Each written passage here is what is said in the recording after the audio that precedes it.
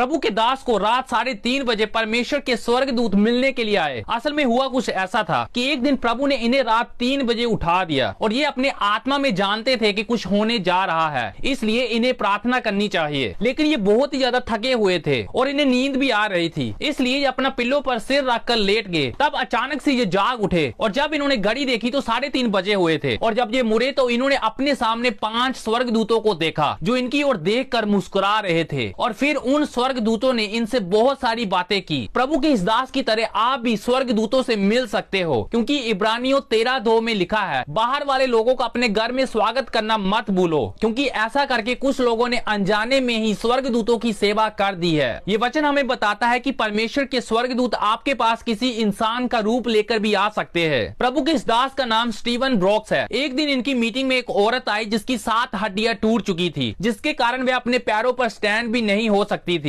लेकिन उस दिन वह विश्वास के साथ आई थी कि आज मैं अपने चमत्कार को प्राप्त करूंगी, इसलिए वह अपने साथ शूज भी लेकर आई। प्रभु के दास ने उसकी चंगाई के लिए प्रार्थना की और फिर वर्शिप के एंड में वह अपने पैरों पर चलकर सभी लोगों के सामने आगे गई और अपनी चंगाई के कारण बहुत ही ज्यादा आनंद से भरकर नाचने और उछलने कूदने लगी। और जब वह डॉक्टर के पास फिर से गई तो डॉक्टर ने कहा कि मैं इस चमत्कार को देखकर बहुत ही ज्यादा हैरान हूँ, क्योंकि तुम्हारी टूटी हुई 7 हड्डियां फिर से ग्रो हो चुकी है। और एक दिन प्रभु के ये दास फास्टिंग में थे, अपने ऑफिस में बैठकर प्रेयर कर रहे थे। तभी ये परमेश्वर की आवाज सुनते हैं कि एक नोटबुक और पेन अपने हाथ में लेकर वह लिख जो मैं तुम्हें लिखने के लिए कहता हूँ। प्रभु ने 7 पॉइंट्स लिखने के लिए कहा और वह 7 पॉइंट्स उस पर्पस का नक्शा था जो प्लान परमेश्वर ने स्टीवन ब्रॉक्स के लिए बनाया था। आप में से हर कोई परमेश्वर की आवाज सुनकर उसके अनुसार चल सकते हैं, क्योंकि परमेश्वर का वचन कहता है कि जितने लोग परमेश्वर की आत्मा के अनुसार चलते हैं वह ही परमेश्वर की संतान है।